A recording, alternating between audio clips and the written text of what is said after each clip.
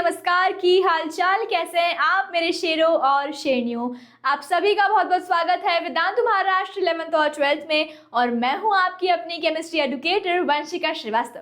तो मेरे प्यारे बच्चों, मॉडर्न पीरियोडिक टेबल का एकदम कंप्लीट वन शॉट रिवीजन हम करने वाले हैं बहुत ही बढ़िया तरीके से। तो अपना नोटबुक और पेन साथ में लेके बैठ जाओ। तो यहाँ मैं आपको सारी चीजें बताने वाली हूँ अबाउट मॉडर्न पीरियोडिक टेबल। ठीक है, तो जल्दी से सभी लोग फटाफट से एक तो करेंगे इस वीडियो को लाइक, और इसके बाद मुझे बताएंगे कि क्या आपको ये वाला जो कॉन्सेप्ट मैं पढ़ाने जा रही हूँ एकदम क्लियर हो गया है क्या वीडियो को देखने के बाद बेटा। ठीक है, अभी चलो मॉडर्न पीरियोडिक टेबल क्या देखो। The physical and chemical properties of elements are the periodic function of their atomic numbers. तो जो आपने अगर मॉडर्न पीरियोडिक टेबल देखा होगा, मुझे एक तो सबसे पहले कमेंट करके ये बताना कि किस किस के स्टडी टेबल पे के सामने एक पीरियोडिक टेबल चिपका हुआ है। ठीक है, क्योंकि मैं जब पढ़ती थी ना तो मेरे जो स्टडी टेबल था उसके सामने एक बड़ा सा पीरियोडिक टेबल मैंने लगाया हुआ था, ताकि मुझे एलिमेंट्स या फिर उनकी जो भी इलेक्ट्रोनेगेटिविटी है, मास नंबर्स है, ये सारे मैं याद करूँ, रिवाइज कर लूँ। तो मेरे को रोज रोज देखती थी तो रिवाइज हो जाते थे। ठीक है, तो बेसिकली जो आपका पीरियोडिक टेबल होता है वो अरेंज्ड होता है according to their mass number. ठीक है, according to their mass number. अब मोस्टली ने क्या किया था, he arranged the elements in the increasing order of their atomic number. उन्होंने क्या किया कि ही अरेंज्ड द एलिमेंट्स, उन्होंने एलिमेंट्स को अरेंज किया according to their according to the increasing order of their mass atomic number, जिसको हम Z से रिप्रेजेंट करते हैं, जिसको हम Z से रिप्रेजेंट करते हैं। He showed that the properties of elements are a periodic function of their atomic number and not their mass number। तो पहले क्या था, पहले ना अकॉर्डिंग टू मास नंबर जमे हुए थे हमारे एलिमेंट्स, लेकिन हमें मूसली ने क्या बताया, मूसली ने ये बताया कि जो एलिमेंट्स हैं वो एटॉमिक नंबर के अकॉर्डिंग पीरियोडिक टेबल में लगे हुए हैं। ठीक है, अगर आप पीरियोडिक टेबल देखोगे तो मैं यहाँ पे आपके लिए पीरियोडिक टेबल लेके आती हूँ। तो यहाँ देखो पीरियोडिक टेबल में, आजा भाई, क्या दिक्कत है, ये तो आ ही नहीं रहा है। ये गुस्सा हो गया है कि पीरियोडिक टेबल गुस्सा हो गया है क्या? एक सेकंड रुको जरा।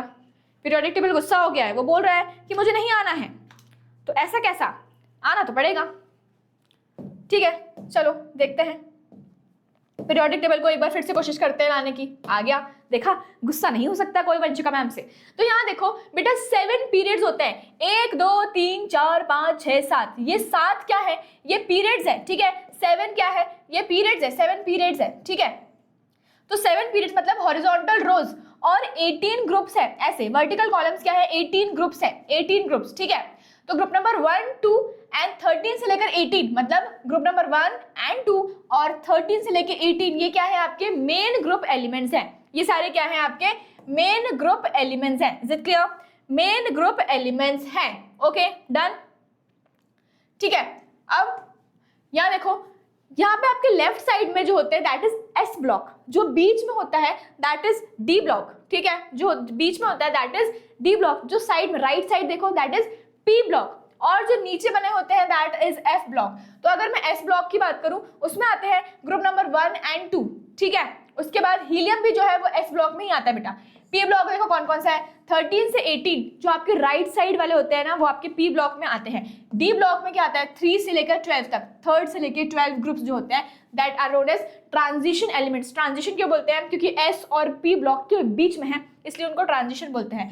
एफ ब्लॉक क्या होता है, इनर ट्रांजिशन एलिमेंट्स होते हैं, जिसमें आते हैं लेक्टिनाइड्स एंड एक्टिनाइड्स। ठीक है, लेक्टिनाइड्स एंड एक्टिनाइड्स। अब जो एलिमेंट्स हैं उनको हमने क्लासिफाई किया है किसमें, मेटल्स, नॉन मेटल्स और मेटलॉइड्स में। अब मेटल्स की बात करें तो वो लेफ्ट साइड एंड सेंटर पे, ये भी ट्रांजिशन मेटल्स ही हुए ना, तो लेफ्ट साइड में होते हैं और सेंटर में होते हैं। ठीक है, इलेक्ट्रोपॉजिटिव होते हैं। क्या होते हैं, इलेक्ट्रोपॉजिटिव। मेटल्स जितने भी होते हैं वो अपना इलेक्ट्रॉन लूज करके इलेक्ट्रोपॉजिटिव हो जाते हैं, पॉजिटिव आ जाते हैं। ठीक है, पॉजिटिव बन जाते हैं। Good conductor of heat and electricity होते हैं। मोस्टली सॉलिड्स होते हैं, लेकिन एक्सेप्शन तो तुमको पढ़ना ही पड़ेगा क्योंकि तुम केमिस्ट्री पढ़ रहे हो। तो एक्सेप्ट हीलियम, सॉरी आप एक्सेप्ट ये मरकरी क्या है, एक लिक्विड मेटल है एंड फॉर्म्स कैटायन। ये तो ठीक है। नॉन मेटल्स की बात करते हैं, जो कि हमें कहाँ मिलेंगे, राइट साइड पे मिलेंगे। कहाँ मिलेंगे, हमें राइट साइड पे मिलेंगे। राइट साइड पे मिलेंगे, इलेक्ट्रोनेगेटिव होते हैं। ठीक है, नेगेटिव चार्ज हो जाता है उनपे, पुअर कंडक्टर होते हैं, मे बी सॉलिड, लिक्विड और gas and forms an ion.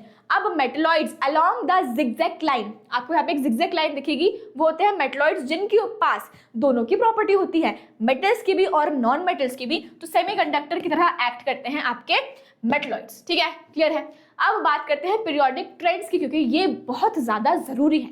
तो पीरियोडिक ट्रेंड्स में सबसे पहले मैं बात करती हूँ एटॉमिक रेडियस की। ठीक है, एटॉमिक रेडियस का मतलब क्या होता है यार, देखो ये अगर मैं बोल रही हूँ ये एक एटम है, इसके बीच में क्या है, न्यूक्लियस है, तो न्यूक्लियस से लेके लास्ट वाले इलेक्ट्रॉन, लास्ट वाला जो इलेक्ट्रॉन जो ऑर्बिट में घूम रहा है वहां तक का डिस्टेंस, ठीक है, आउटरमोस्ट शेल का डिस्टेंस और न्यूक्लियस, ये न्यूक्लियस है, ये आउटरमोस्ट शेल है, ये डिस्टेंस हो जाएगा आपका क्या, एटॉमिक रेडियस। जैसे हम अक्रॉस द पीरियड जाते हैं, मतलब कि हम जा रहे हैं फ्रॉम लेफ्ट टू राइट, ठीक है, हम जा रहे हैं फ्रॉम लेफ्ट टू राइट, तो ये एटॉमिक रेडियस डिक्रीज करता है। एटॉमिक रेडियस क्या होता है, छोटा छोटा छोटा छोटा छोटा होता जाता है। क्यों? क्योंकि बेटा यहाँ पे न्यूक्लियर चार्ज बढ़ता है। अगर न्यूक्लियर चार्ज बढ़ रहा है तो एटॉमिक रेडियस छोटा छोटा छोटा छोटा होता जाता है।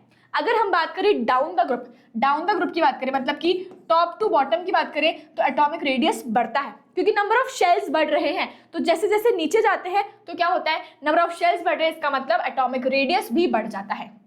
आयोनाइजेशन एंथैल्पी की बात करते हैं कि एक इलेक्ट्रॉन को, आयोनाइजेशन एंथैल्पी की बात करते हैं, एक इलेक्ट्रॉन जब लूज करोगे है ना, तो उसमें कितनी एनर्जी लगेगी। एक इलेक्ट्रॉन को निकालने के लिए, एक कोई एटम है जैसे सोडियम है, तो सोडियम से एक इलेक्ट्रॉन निकालने के लिए कितनी एनर्जी लगेगी, that is known as ionisation enthalpy. ठीक है, अगर आप अक्रॉस द पीरियड जाते हो फ्रॉम लेफ्ट टू राइट तो क्या करती है, ये इंक्रीज करती है। क्या करेगी, ये इंक्रीज करेगी। ठीक है, और अगर डाउन द ग्रुप जाते हो तो ये क्या करती है, डिक्रीज करती है। क्या करेगी, डिक्रीज करती है। इलेक्ट्रॉन एफिनिटी का मतलब क्या होता है कि यार कितनी एनर्जी चाहिए कि एक इलेक्ट्रॉन गेन कर सकता है, कोई एटम को कोई एक इलेक्ट्रॉन गेन कर सकता है। तो अगर हम कहाँ जाएंगे, लेफ्ट टू राइट जाएंगे, तो ये क्या करती है, इंक्रीज करती है, और डाउन द ग्रुप क्या करती है, ये डिक्रीज करती है।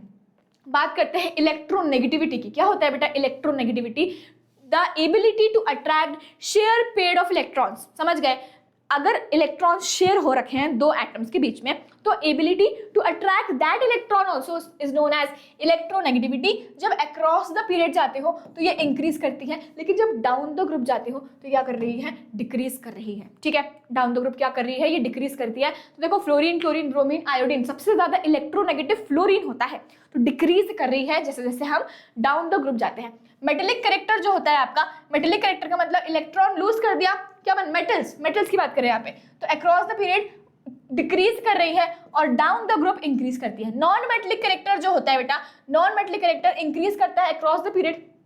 हम लेफ्ट टू राइट जा रहे हैं तो हमारा मेटल से नॉन मेटल बन रहा है। ठीक है, डाउन द ग्रुप जा रहे हैं तो ये डिक्रीज करता है। डाउन द ग्रुप क्या होता है, डिक्रीज करता है। ठीक है, डाउन द ग्रुप डिक्रीज करता है। अगर मैं रिएक्टिविटी की बात करूं मेटल्स और नॉन मेटल्स की, तो मेटल्स जो होते हैं reactivity increases down the group due to ionisation enthalpy. ठीक है, due to ionisation enthalpy, and reactivity increase करती है अप द ग्रुप, मतलब कि top to bottom, due to electron affinity. Clear है? ठीक है, तो ये था अबाउट पीरियोडिक ट्रेंड्स। अब देखो कुछ एक्सेप्शन की बात करते हैं बेटा। Beryllium and magnesium, their atomic size is almost same. इन दोनों का एटॉमिक साइज क्या होता है, ऑलमोस्ट सेम होता है। क्यों? Because of the poor shielding effect of 3D electrons, because of the poor shielding effect of 3D electrons. Nitrogen extra stability of half field 2p3, क्योंकि यार p ऑर्बिटल जो होता है इसमें देखो कैसा फील्ड होता है, ऐसा, तो स्टेबल है ना ये। अगर मैं ऑक्सीजन और सल्फर की बात करूं तो oxygen has a higher electron affinity than sulphur, because oxygen क्या है, छोटा है साइज में।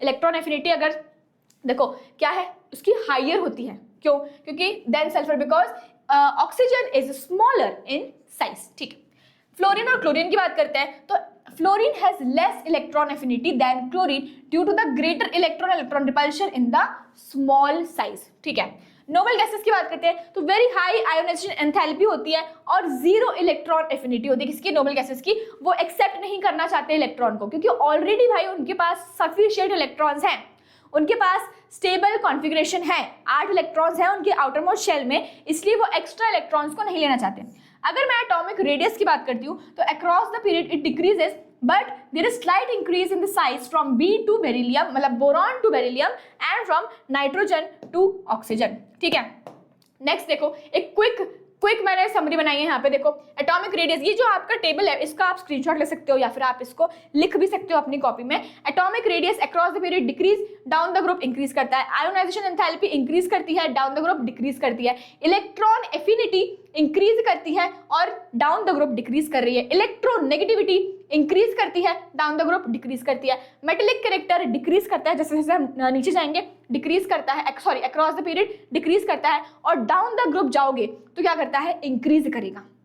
नॉन मेटेलिक कैरेक्टर की बात करते हैं तो साइड में मतलब लेफ्ट टू राइट जाओगे इंक्रीज करेगा, डाउन द ग्रुप जाओगे डिक्रीज करेगा। ठीक है, तो this was a very short and rapid revision about modern periodic table, और एकदम डिटेल में पढ़ने के लिए आप ज्वाइन कर सकते हैं नीव 2.0 प्लस शौर्य बैच। तो आपको एकदम फ्री ऑफ कॉस्ट मिल रहा है यार, तो इसमें आपको बहुत सारी चीजें मिलेंगी, हर चैप्टर का एकदम डिटेल में पढ़ाया जा रहा है आपको इस बैच में। तो फटाफट से जाओ और एनरोल कर लो, सारी चीजें आपको, नोट्स मिल जाएंगे आपको, असाइनमेंट्स, डीपीपीज और डाउट सॉल्विंग सेशन, सब कुछ इसमें मिल रहा है इन नीव 2.0। तो अगर आपने अभी तक नहीं किया है एनरोल तो जल्दी से जाओ एनरोल कर लो। एक IBSET का स्कॉलरशिप टेस्ट है, इसकी लिंक आपको डिस्क्रिप्शन बॉक्स में मिल जाएगी, वहां जाके आप इस टेस्ट को दोगे और अगर आप इसमें क्वालिफाई हो जाते हो तो आपको 90% तक की स्कॉलरशिप मिलती है। साथ ही अगर मैं बात करूं MST CET के तत्व बुक की, तो for physics, chemistry, biology and mathematics, इस बुक को परचेस करने की लिंक आपको डिस्क्रिप्शन बॉक्स में मिल जाएगी, वहां जाके आप इसको परचेस कर सकते हो। तो यार मुझे जल्दी से बता देंगे क्या आपको ये वीडियो अच्छा लगा, क्या आपको सारी चीजें अच्छे से समझ में आई है, तो जल्दी से करेंगे इस वीडियो को लाइक, और मिलेंगे हम नेक्स्ट किसी सेशन में। Till then thank you so much for watching.